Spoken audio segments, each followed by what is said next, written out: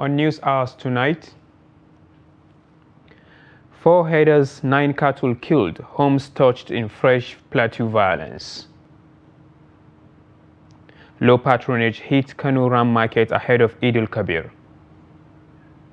Bauchi stakeholders back opposition unity ahead of 2027 elections. On the foreign scene, Sudan's aid workers fear crackdown under strict new army rules.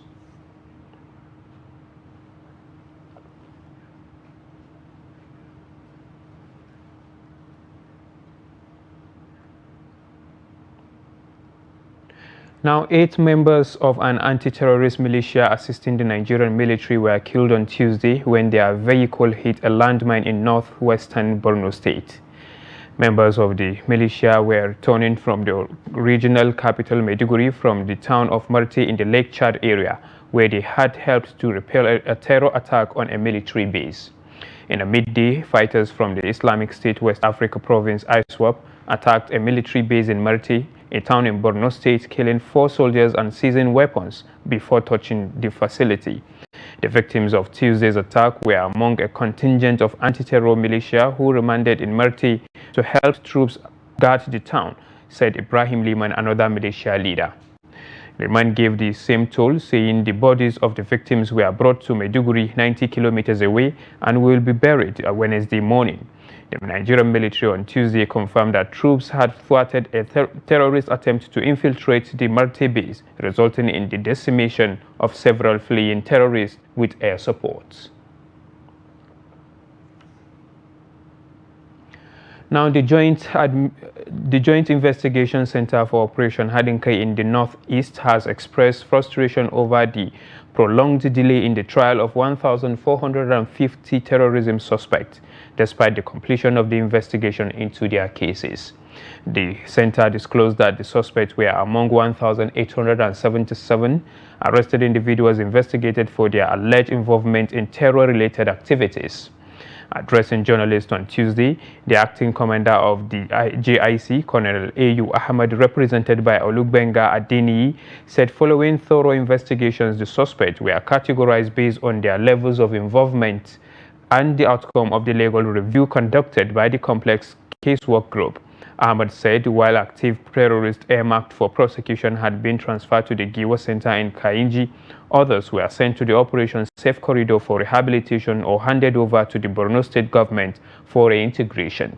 However, he decried the system delay in the judicial process, which has resulted in hundreds of suspects languishing in custody long after the conclusion of investigations.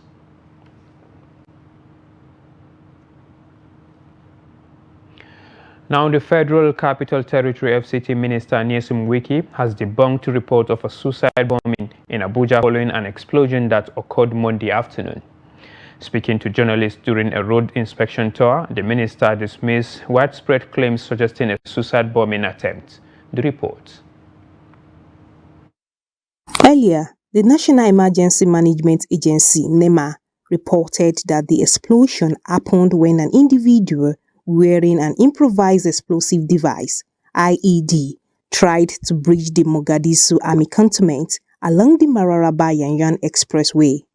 The IED detonated during the attempt, instantly killing the assailant and injuring a passerby. The security never said it's a suicide bomber. And so that we don't go and create a pressure and make people fear the people. You should try to do what we call investigative journalism. No, NEMA is not FCT. NEMA is not the head of security. Security agencies are there. What happened there was somebody went to where we have these quarries, where they blast all these rocks, and took the explosive and put in his pocket. Of course, some of them may not even understand the implication of that, and so it exploded on him. And so that does not mean that is a suicide bomber. During the road inspection, Minister Wiki also expressed satisfaction with the progress and completion of key infrastructure projects, which he says are now ready for commissioning. I feel so happy that the contractors have lived up to expectation. The quality of work is superb. I'm sure residents this area. I'm very happy with the administration of the president. He has made promises that he was going to develop and create road infrastructure. So the residents of Abuja, and this is what he has done. I'm so happy with what we have done. He addressed some of the financial challenges facing the FCT administration, particularly pointing to the failure of residents to pay ground rent, which he says hampers development efforts. And people just want facilities, people want infrastructure. But nobody asks, where are you getting these funds? Abuja does not know one of the oil cities. We only rely on taxes. We do not even, these are not new taxes. These are taxes that have been here for years. It's unfortunate that most elites own houses overseas. They know the implication of not paying your taxes. They know such houses are gone. But when it comes to your own country, you don't want to do that simply because nobody wants to obey law. Everybody thinks they're not sanctioned. And I've said it, that it did not happen yesterday does not mean to not happen today. On his way out of Gishiri Road axis, the minister ordered the demolition of a number of shanties and a public toilet, describing them as eyesores defacing the newly completed projects. Habibat Ajayi, Trust TV News, Abuja. Now, 5 vigilantes have arrested 2 men for allegedly trying to exhume a corpse from a graveyard in Rafindaji community in Gurdi ward of Abaju Area Council of the FCT. A member of the vigilante, Ishaku Seni, who confirmed the incident on Wednesday, said it happened on Tuesday in the area. He said the 2 suspects were arrested around 6:47 p.m. while digging a grave where a corpse was buried on Saturday in the village.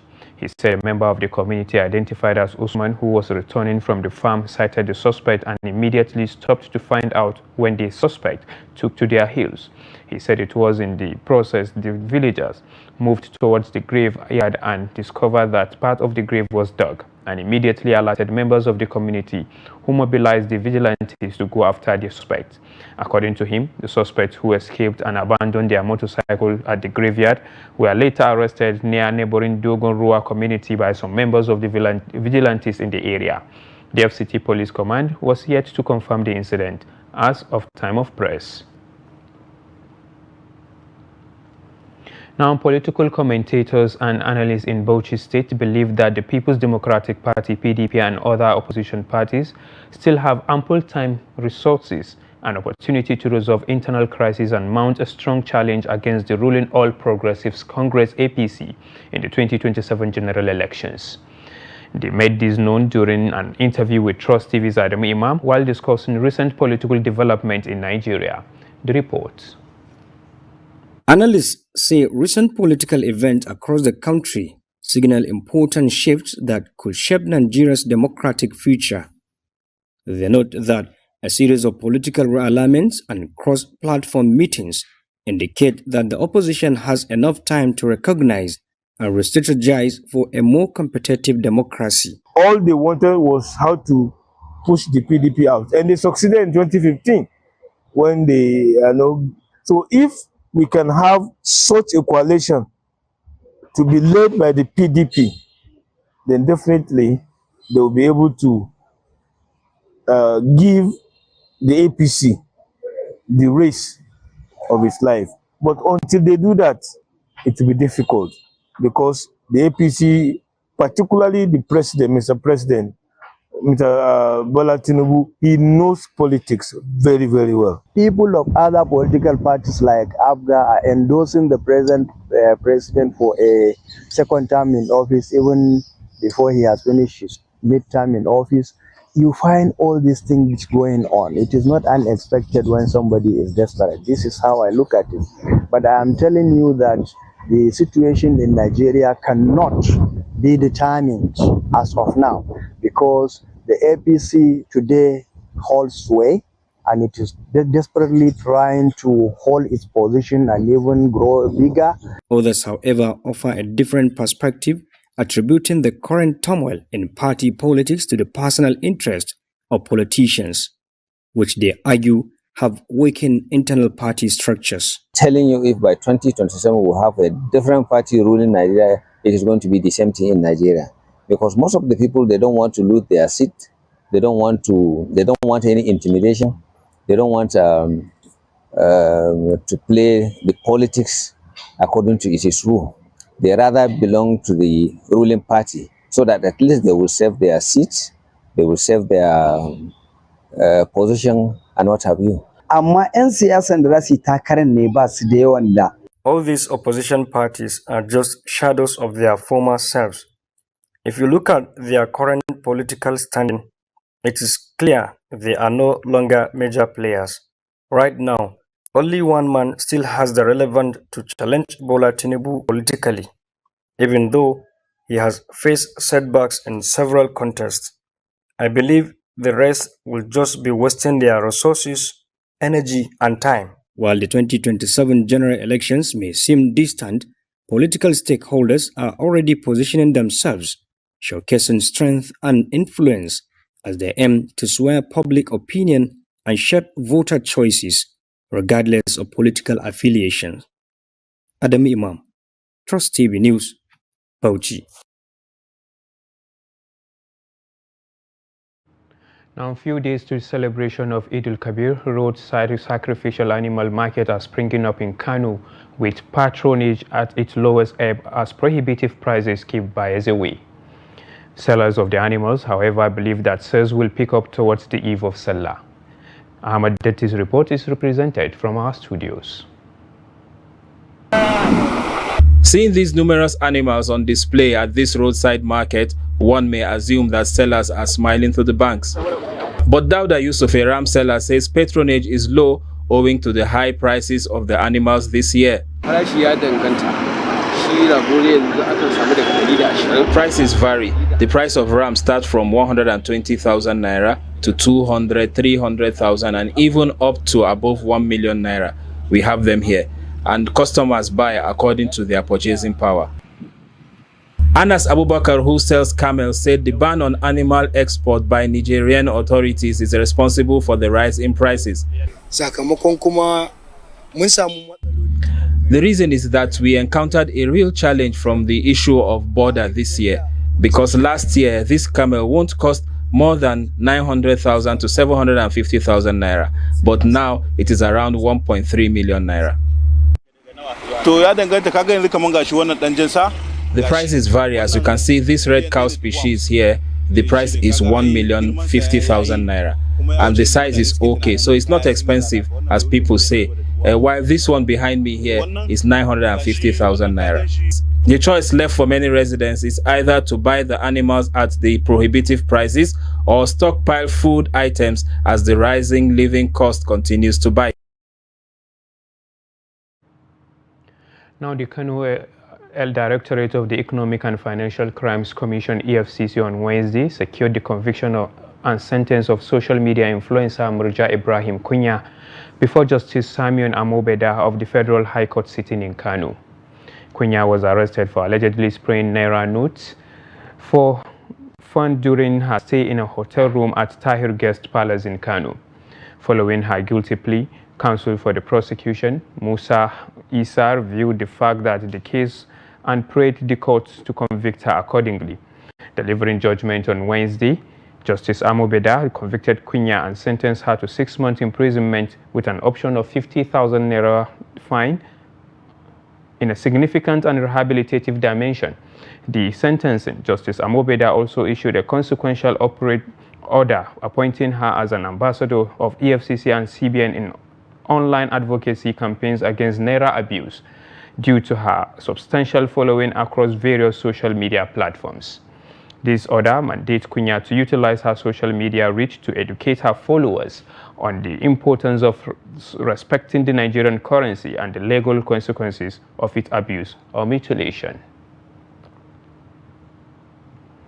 Now, former Central Bank of Nigeria Governor Godwin Emefiele has petitioned the Court of Appeal in Abuja to overturn a judgment granting the government full control of substantial estate in Abuja comprising 753 housing units. The Economic and Financial Crimes Commission had earlier obtained a court order to seize the estate situated in the Lukugoma district of Abuja. Initially, the estate was linked to another unnamed former government official. However, Emefiele, through his legal representatives A.M. Kotoyi, contends that he ought to have been involved in the proceedings as he holds an interest in the property. He is now seeking the appeal court reversal of the lower court's ruling. He informed the court that the FCC published the interim for future notice in an obscure section of a newspaper, making it difficult to detect. Additionally, Emefiele explained that he was simultaneously managing 3 criminal cases in both Abuja and Lagos, which hindered his ability to notice the publication. The trial court, however, dismissed his claim, ruling that the EFCC had followed due process, that the newspaper notice was sufficient. Now, Minister of Works Dave Umahi personally oversaw the demolition of illegal structures beneath the Ido Bridge in Lagos, following the expiration of a 7-day quit notice issued to squatters and traders occupying the area.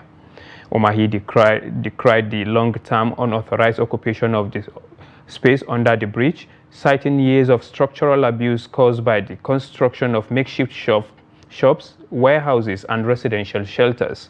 He emphasized that such activities have compromised the bridge's stability and pose a significant danger to public safety. To ensure the process goes smoothly, Umahi instructed the Lagos State Controller of Works to begin immediate demolition, accompanied by security personnel. He emphasized that the police must be present during the exercise to safeguard any personal belongings and prevent disruption.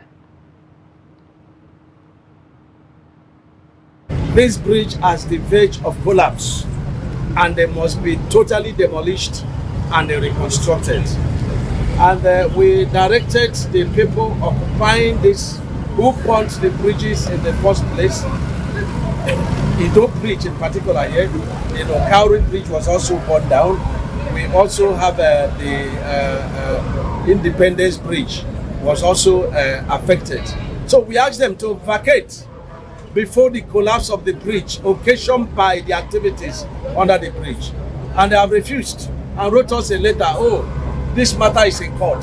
So what they are selling is more important than the life of Lagosians. And it is very illegal for anybody to come under the bridge, to occupy the place under the bridge.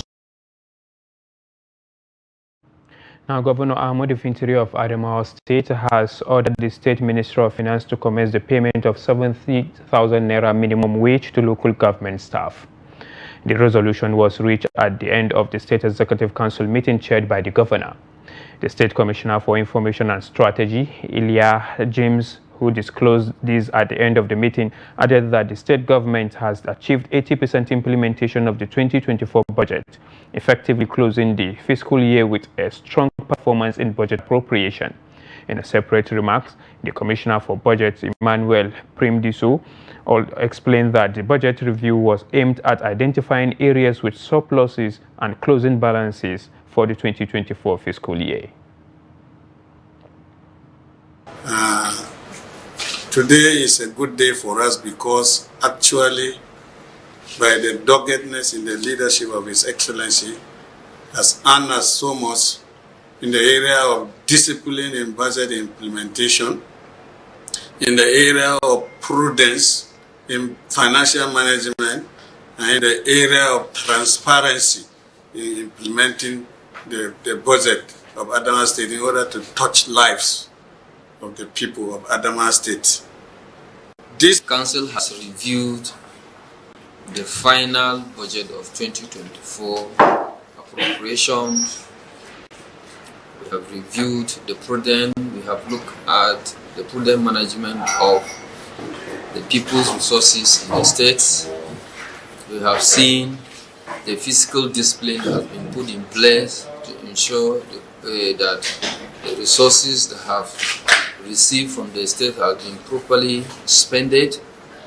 We also discovered that the state government is one of the best states in the country where we achieve the budget performance of 80%.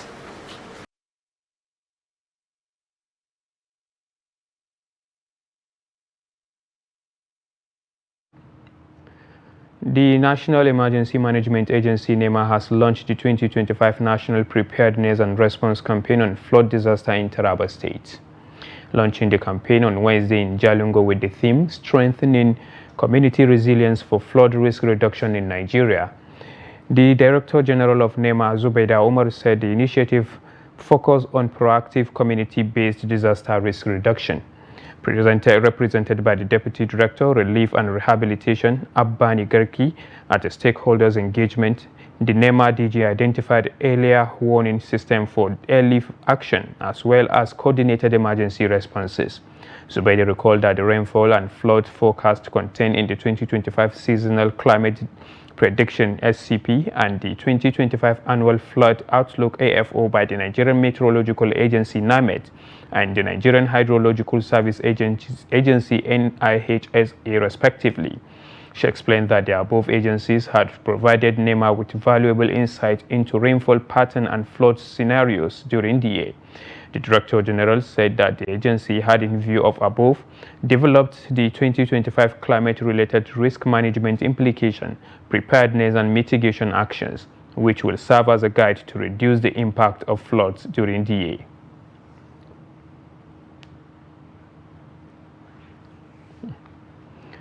This is the News Hour on Trust TV. Coming up after the break. Lawyers, activists split over judiciary's independence under Tinubu. More news when we return. Stay with us.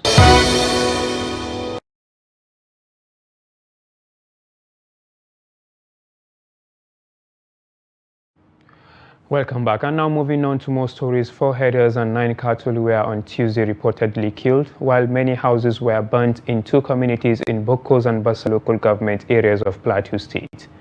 5 persons, including women who were also injured in the attack, are receiving treatment in Ndong Hospital in Bokos. The incident occurred hours after an attack on Tuesday night in which 7 family members were killed in Kopmur community of Mushere district in Bokos local government area. Trust TV reports that the clergyman, Reverend Mukangleli, was shot dead by suspected kidnappers on Monday, and 2 women, including the deceased wife, were wounded in Kwakwas. The killing was followed by the alleged burning of a Fulani settlement in the area. Said Umar, whose son was among those who lost their lives in the incident, called on the government to ensure justice for the victims. For years, there has been many accusations and counter-accusations of attacks and killings between farming and hiding communities across some local government areas of the state, with many hoping for a sustained solution to the crisis.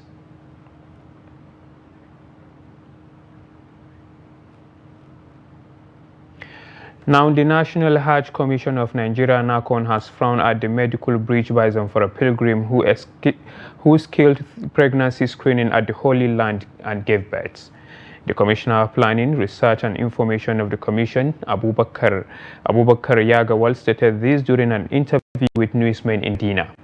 Yagawal said NACON would engage the state handlers to ensure diligence in screening pilgrims, particularly female, to safeguard their lives and that of the fetus.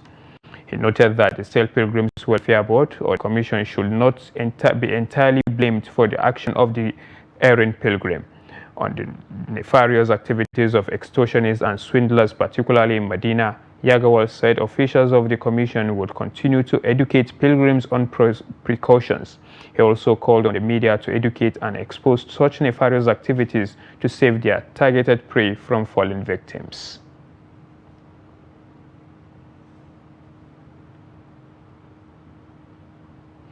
Now, legal practitioners, human rights activists, and civil society organizations have expressed divergent views on the performance and independence of Nigeria's judiciary.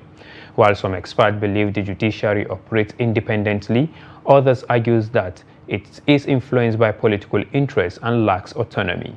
Ado Musa has more in this report. The judiciary, as one of the three arms of government, is constitutionally tasked with adjudicating cases and resolving disputes. It is often described as the last hope of the common man. However, in recent years, growing dissatisfaction has emerged among Nigerians, with many alleging that the rule of law is not being upheld in judicial proceedings. Critics have accused the judiciary of serving political interests, particularly under President Bola Tinubu's administration, where some allege that the court are being used to advance personal and political agendas rather than protect the rights of ordinary citizens. Salman Abdullahi, a human rights activist, argues that the judiciary is failing to safeguard the rights of the common man. I can say no in affirmative, but the real sense is judiciary is not protecting the right of common man in Nigeria. Rather, they are protecting the interests of the government, Nigerian government. Among legal practitioners, opinions on the judiciary's performance are sharply divided. While some assert that the judiciary is compromised, others maintain that it still functions with a degree of independence. You see, normally by the word, people are saying judiciary is independent. Judiciary in Nigerian context are not independent, fully independent per se, because most of their decisions, as people presume it, there are some influences at times that influence certain decisions. It's different from the knowledge of the court, because court has to work with evidence and other things that need to be tabled before it. So when there is no proper evidence to guide that, he cannot be able to. So now people tend to look at, maybe he is a son of a rich man. That was why they did not give him that maximum punishment. But so to say, we know that it was as a result of lack of evidence that that person was not given the maximum punishment of 21 years. So this is what is really happening, that people feel that the government is interfering, but I've never seen a situation whereby the government will say don't punish this or don't punish that. Luka Pampe, a public affairs commentator and civil society member, shares his views on how the judiciary is performing under the current administration. But if you ask for my opinion, I will tell you that yes, there are some of these arguments that are said to be founded. For example, when you look at some of these political cases, when it comes to political cases, a lot of people will tell you that, look, they have seen certain signs on the side of the executive, allegedly to have also manipulated some of these cases to their own favor. He believes the judiciary lacks independence and has strayed from its constitutional mandate. But again, I would want to say this. In Nigeria today, the judiciary is not independent. We've seen cases where the issue of houses of judges, issue of accommodation of judges, issue of salaries of judges have been increased under the Tinubu administration. We've seen instances where you've had more than 300% increase in allocation in terms of the income of judiciary, particularly the judges, as it were. So again, how do you separate between these tiers of government? The question remains, how can the integrity of the judiciary be restored? You see, what government should do to give the judiciary independence, to give so that the judiciary will be given decision that is free from any influence from anybody. I think there is nothing far-fetched. It's to ensure that what is contained in the laws are judiciously followed. And one of way to do that is to ensure that the man who pays the piper that does not dictate the tune, okay? And to give them that power to exercise by way of financial power, as it were, by way of even empowering the National Judicial Council, and not to even interfere with the activities of National Judicial Council. For many Nigerians, the judiciary's integrity is in doubt, and confidence in the system continues to decline. Ado Musa, Trust TV News, Jos. Now, the Nigerian Senate has approved the 2025 Statutory Appropriation Bill for the Federal Capital Territory (FCT) at its third reading. endorsing a total expenditure of 1.814 trillion naira. This bill was presented following the adoption of a harmonized report jointly prepared by the Senate and House Committee on the FCT, led by Senator Ibrahim Bomey and Rep. Mukhtar Betara Aliyu. The report. First introduced on May 14, 2025, the budget underwent thorough clause-by-clause scrutiny before being swiftly passed. The overhead, which constitutes 19.41% of the total budget, while the personnel costs constitute 8.29% of the budget. During the plenary session, senators praised the budget's strong focus on capital expenditure, with over 72% allocated to infrastructural development. Senator Tai Mogono commented the budget framework as exemplary and encouraged other levels of government to adopt similar approaches, while Senator Jimmy Kuta highlighted its inclusive nature. I will commend this policy to all tiers of government, particularly the federal government, to emulate what is happening in FCT by trying as much as possible to deploy 70% of the expenditure to capital projects. Senate President Godswill Akpabio emphasized the critical importance of sound planning in the budget process. And pray that the kind of development that we are seeing here will dovetail into other areas of Nigeria. It is now my privilege to pray that the budget pass will not only benefit the capital expenditure of FCT, will also benefit the human development of residents of FCT. Meanwhile, the Senate on Wednesday also passed the Rivers State 2025 budget for second reading. The budget totaling 1.48 trillion naira was presented by the Senate leader and chairman of the Joint National Assembly Ad hoc Committee overseeing the emergency rule in Rivers State, Senator Okoyemi Bamidele. Senator Bamidele noted that the budget aims to ensure smooth government operations under the emergency governance structure, promoting inclusive growth and improving residents' living standards. We are today called upon by history to play our role as distinguished senators of the Federal Republic of Nigeria and as statesmen to perform our constitutional duty in the absence of the Rivers State House of Assembly to approve the budget proposal for the emergency rule for government of Rivers State. During the debate, lawmakers stressed the urgency of legislating the budget to enable the people of Rivers feel government's presence, noting its importance under the state of emergency. Where the request is presented in the National Assembly is something that the administration should be commended for, because the request contains the source of funds that are going to be utilized to fund the activities as outlined in the request. This is quite in order, and what he did is quite in order. From the brief submission of the leader of the Senate, it's clear that this document before us is something that a lot of effort has been put into it to ensure that the people of Rivers State can continue to feel the presence of governance in the state. With no opposition, Senate President Godswill Akpabio passed the budget by voice vote and referred it to the Ad hoc Committee overseeing the Rivers State Emergency Rule for further review and oversight. For the year ending 31st day of December 2025, and for related matters, second reading taken. The bill is now committed to the Special Ad hoc Committee to supervise the activities of the interim administrator of Rivers State and to revert to the Senate in 2 weeks. Meanwhile, the Senate has adjourned to June 17th to enable members observe Hajj Pilgrim, Salah, and June 12 public holidays. Now, Nigeria's image abroad is under scrutiny as lawmakers raise the alarm over the deteriorating conditions of the country's foreign missions. At Wednesday's plenary, Minority Leader Kingsley Chimda moved a motion of urgent public importance following findings from the Nigeria-US Parliamentary Friendship Group.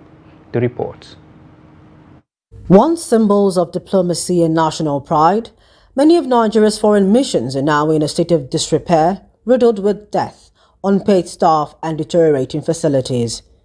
The minority leader said the Nigerian mission in New York owes rent and has left over 30 staff members without pay for more than 12 months. A situation he says does not reflect Nigeria's global standing. The House is perturbed that Nigeria's international image is severely undermined by such appalling neglect, mismanagement and administrative decay in key diplomatic outposts, especially in the United States, where Nigeria maintains strategic interests and aspirations, including her long-standing quest for a permanent seat in the United Nations Security Council. In a separate motion, Representative Aliyu Abdullahi from Kaduna State called for a probe into the alleged diversion and mismanagement of Nigeria's recently launched student loan scheme. Violations of net fund guidelines by some institutions may have denied thousands of students their rightful access to loans and undermine the credibility of the loan scheme. The House has mandated relevant committees to conduct a full investigation into the loan program.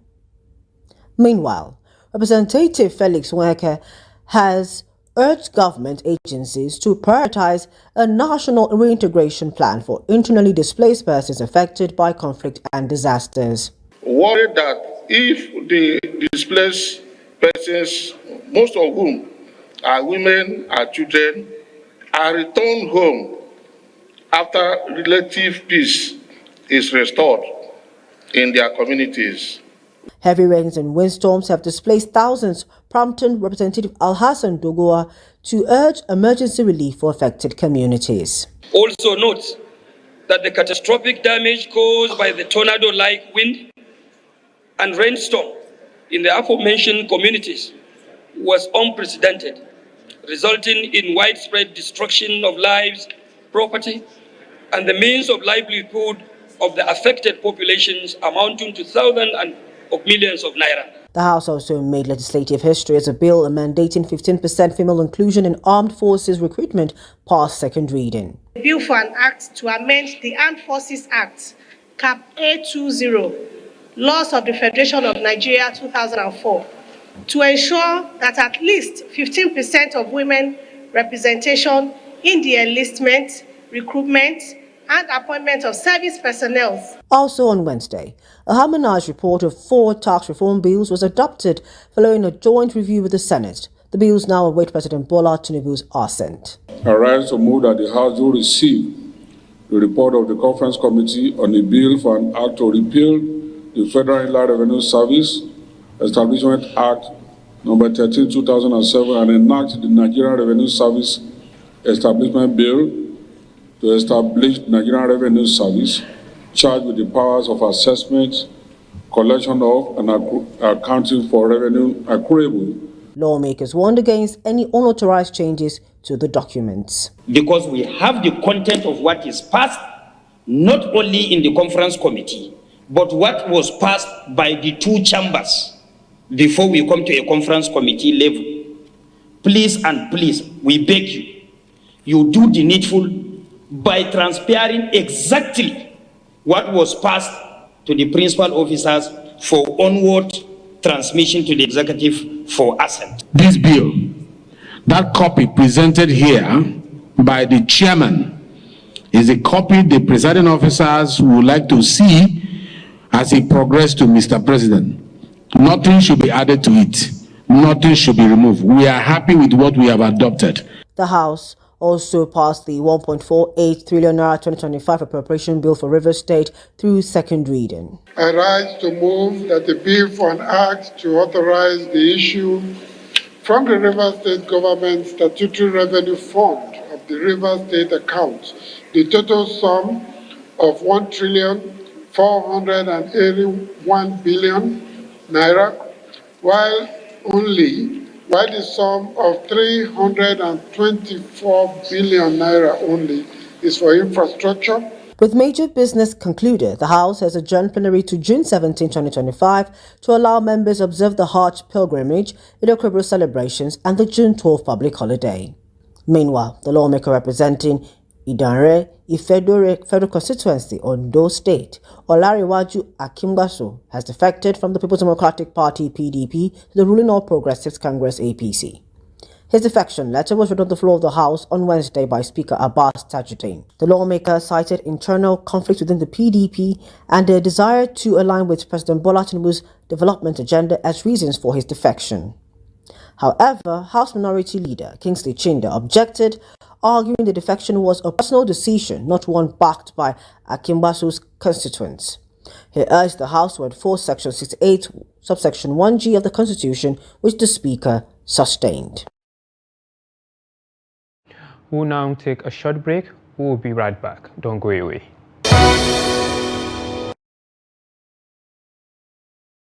Welcome back. Now, the Debt Management Office, DMO, has announced that the federal government has successfully recorded a total of 2.205 trillion naira subscriptions through the sovereign sukuk since its debut in 2017, representing an oversubscription of 735%. This is according to a new circular issued on Wednesday by the DMO. DMO had announced the issuance of 300 billion naira 7-year Ijara sukuk bond to fund critical road and bridge infrastructure across Nigeria's 6 geopolitical zones. Analysis of the subscriptions showed that the subscribers cut across various segments, including retail, non-interest banks and financial institutions, banks, pensions fund administrators, as well as asset and fund managers, among others. Speaking during an all-parties meeting for the issuance of the 7th series of the Sovereign Sukuk in March, Director General of the DMO, Patience Oniha, revealed that the latest series aims to raise approximately 300 billion naira to finance capital projects. Now, the Standard Organization of Nigeria, SON, has called for joint efforts to tackle the rising spread of fake engine oil and lubricants across the country, warning that these substandard products pose serious risks to vehicles, machinery, and the nation's economy. The Director General of SON, Ifeanyi Okeke, made the call during an event themed Impact of Adulterated Lubricating Engine Oil on Nigeria's Economy in Osogbo on Wednesday. He stated that the event was aimed at creating awareness among stakeholders and consumers. Represented by the Osun State Coordinator Razak Oyewopo, Okeke described the circulation of substandard lubricant as a critical challenge that is slowing down the economic growth and reducing productivity in industries. The director explained that the use of poor quality engine oil often leads to mechanical failure, downtime, and significant financial losses, particularly for businesses reliant on machinery and transportation. He emphasized that the nation is striving to rebuild its economy. The widespread use of adulterated lubricant could have devastating effects.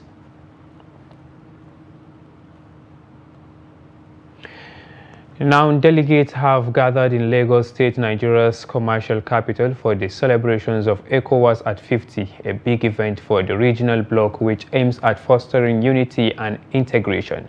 Nigeria's President Bola Tinubu, who doubles as the chairman of ECOWAS heads of state and government, joined other executives of the community and General Yakubu Gowon, the only surviving father of the original group that helped birth the community in 1975, through a treaty signed in Lagos. The significant aspect of the ECOWAS was reenacted at the Nigerian Institute of International Affairs, NIIA, in Victoria Island, Lagos. After the celebrations of the NIIA, heads of state and government and ECOWAS officials headed to the Eco Hotel for the continuation of the celebrations. In an earlier statement, Tinubu spokesman Bayo Onanuga said the president of the ECOWAS Commission, Omar Toure, is expected to deliver the welcome address.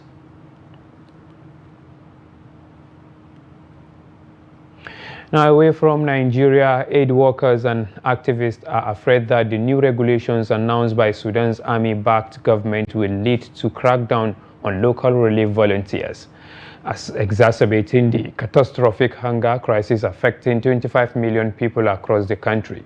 A directive announced by Khartoum State on its official Facebook page this month said all relief initiatives in the state must register with the Humanitarian Aid Commission, HAC, a government body that oversees humanitarian operations in Sudan. The HAC was given expanded powers to register, monitor, and critics argue crackdown on local and Western aid groups by former leader Omar al-Bashir in 2006, according to aid-group local relief volunteers and experts. Khalid Abdurrahim Ahmed, the High Commissioner for the State of Khartoum, confirmed the new directive. He said registration requires paying a fee of roughly $800 and submitting a list of names of the employees or volunteers in each relief initiative. The new directive is raising concern among others who have been instrumental in feeding, protecting and rescuing civilians from attacks since the civil war erupted between Sudan's regular army and the Parliamentary Rapid Support Forces (RSF) in April 2023.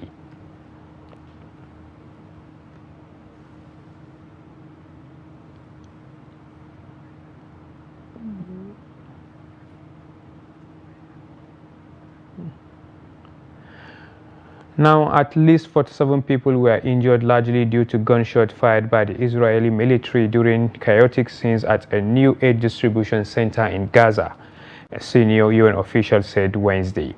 Thousands of Palestinians rushed into the center run by the US-backed Gaza Humanitarian Foundation (GHF) on Tuesday.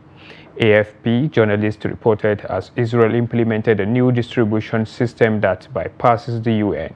The incident in Rafah in the southern Gaza Strip came days after the partial easing of a total and blockade on the Palestinian territory that Israel imposed on March 2nd, leading to severe shortages of food and medicine.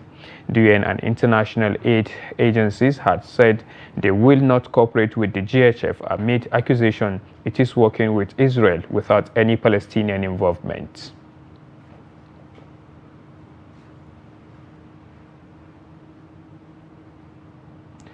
And now it is time to join Joseph Peter for more sport news.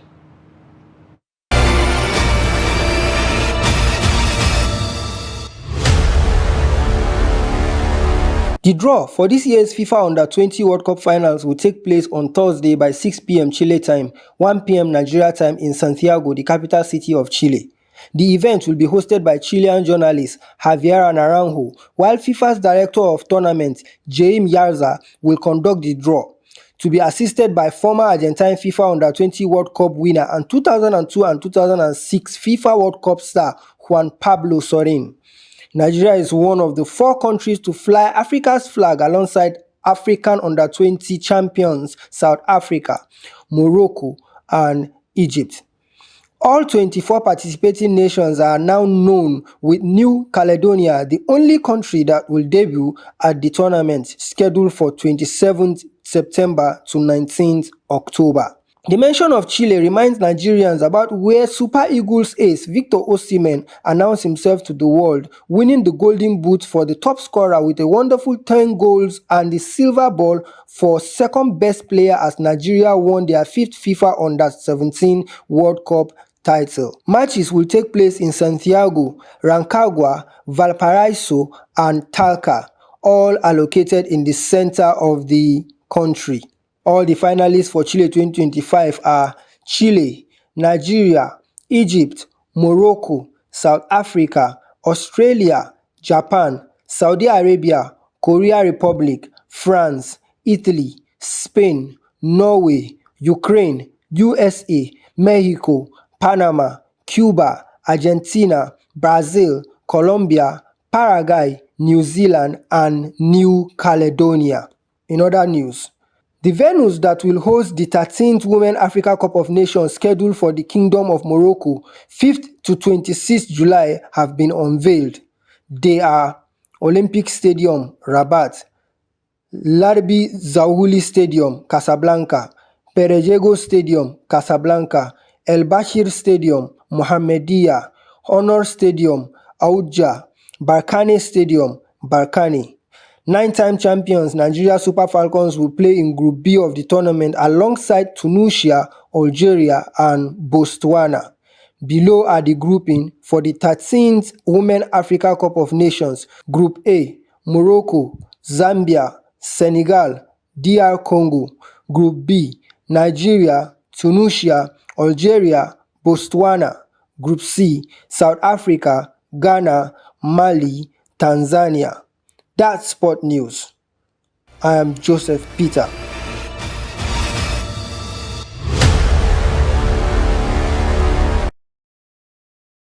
And with that, we have come to the end of the News Hour on Trust TV. Do not forget to follow us across all our media platforms and also watch us live on YouTube for more news programs and documentaries. My name is Idris Daye Bature, thanking you for being with us. Good night.